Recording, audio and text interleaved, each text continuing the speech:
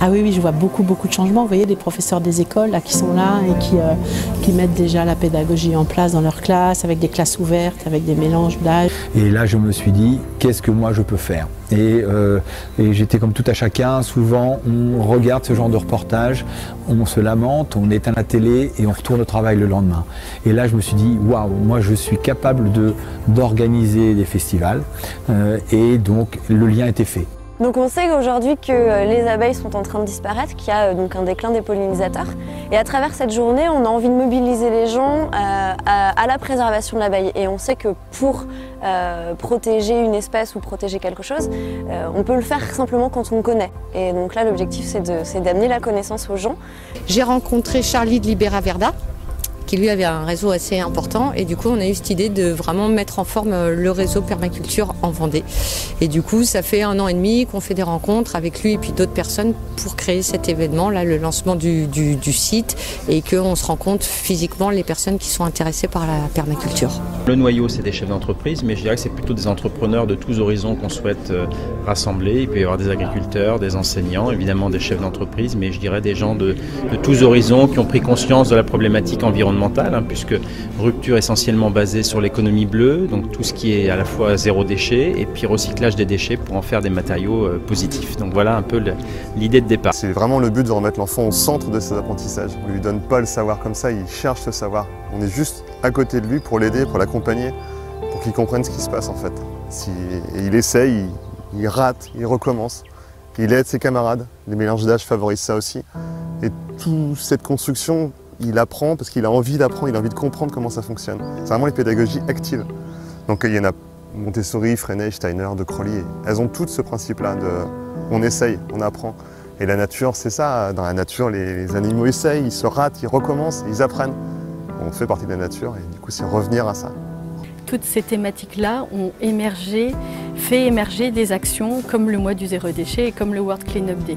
De toute façon, aujourd'hui, que ce soit d'un point de vue préservation de la planète ou d'un point de vue développement économique, pour vraiment préserver les ressources, parce qu'aujourd'hui, on sait que depuis le début du mois de mai, si jamais la planète entière vivait au mode de rime des Français, on aurait déjà épuisé toutes nos ressources. On doit aller au-delà de ce qui est pressenti. À la fin du film, on s'est dit que la solution, c'était pas de chercher un travail, mais d'inventer un autre mode de vie qui nous ressemble. Et du coup, d'essayer de mettre toutes les problématiques qu'on avait eues à travers le voyage, de prendre le temps, d'avoir une forme d'autonomie aussi alimentaire et de créer des espaces aussi d'inspiration. Moi, j'avais vraiment senti le besoin de prendre le temps de se connaître, se rencontrer, se reconnecter à la nature, avec soi, avec ses émotions. J'avais des idées de jardin partagé, j'avais des idées de choses comme ça, mais je ne savais pas. Mais quand j'ai vendu le magasin, je me suis dit, bon, qu'est-ce que tu fais maintenant? Il faut mieux que tu te mettes à faire quelque chose. Et puis j'avais lu tous ces livres de permaculture, j'ai vu des témoignages, j'ai vu des choses comme ça. Bon, j'ai dit dire c'est bien, mais faire c'est encore mieux. On s'aperçoit qu'il y a un énorme mouvement en ce moment, mais il y a eu un tel mouvement contraire, tellement long, avec tellement de moyens, qu'il faut vraiment là qu'on mobilise toute notre énergie, tant au niveau de la société civile que des politiques. Selon moi, mais je peux me tromper, hein, je ne suis pas politicien, mais pour moi les politiques suivent la société civile, ils ne la précèdent pas.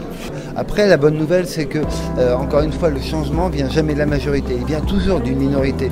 Donc il faut qu'on soit une minorité active et qui se fasse entendre, et ce film m'a permis ça. Voilà. On ne peut pas continuer à manger plus, et puis à avoir toujours moins de surface à cultiver, avec en plus des techniques agricoles qui font qu'on plafonne à un moment. Ça, c'est de mettre à contribution en fait, des coopérateurs, c'est-à-dire des personnes qui sont propriétaires du magasin. Les adhérents à l'association travaillent dans le supermarché environ 3 heures tous les mois.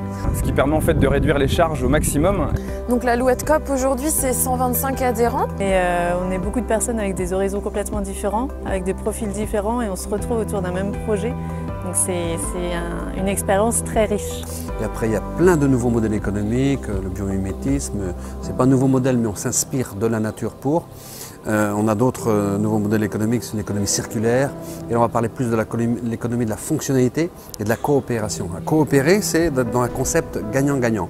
Exemple, au lieu d'aller faire ses courses dans un endroit où on ne sait pas d'où ça vient, l'idée c'est ramener ça au territoire et dire quand j'achète quelque chose, être conscient que ça va faire vivre une personne du territoire et que ça va avoir du sens. Et l'idée, c'est vraiment de revisiter la notion de valeur, la notion de sens, ce qui est bon pour l'humain. Donc c'est tout un travail sur soi aussi. Qu'est-ce qui est bon pour moi en fait? L'objectif de l'association, c'est de promouvoir, de se soutenir entre parents dans l'accompagnement de nos enfants et dans un esprit de respect, de bienveillance, et en partageant les outils qu'on a trouvés sur notre chemin chacun. Donc voilà, ça peut être aussi bien la motricité libre que la communication non violente. De faire du développement durable, parce qu'on l'a beaucoup théorisé, mais on l'a peu vécu finalement. Donc c'était de petit à petit, avec les moyens du bord, bâtir un lieu qui serait à la fois outil pédagogique et aussi un endroit où on peut aller passer des moments agréables, rencontrer les gens, discuter et en quelque sorte une petite parenthèse dans une journée. L'idée derrière ça, c'est qu'on ait envie de ne pas rester dans l'inaction par rapport au changement climatique et se rendre compte qu'à La Roche-sur-Yon et en Vendée, on a plein d'initiatives possibles, plein d'associations, plein de collectifs dans lesquels on peut s'engager pour ne pas rester bras ballants face à l'enjeu du changement climatique. Imaginez le monde de demain où on est plus dans la solidarité, la transmission, le partage, en opposition à des valeurs individualistes, compétitives. Enfin, c'est tellement évident, on arrivera déjà à vivre ensemble plus convenablement et à respecter finalement les éthiques de la permaculture, prendre soin de la terre, prendre soin des hommes et partager les surplus, partager les ressources. Si dès le plus jeune âge on est sensibilisé à ce monde collectif, collaboratif, forcément ça sera beaucoup plus facile à mettre en place.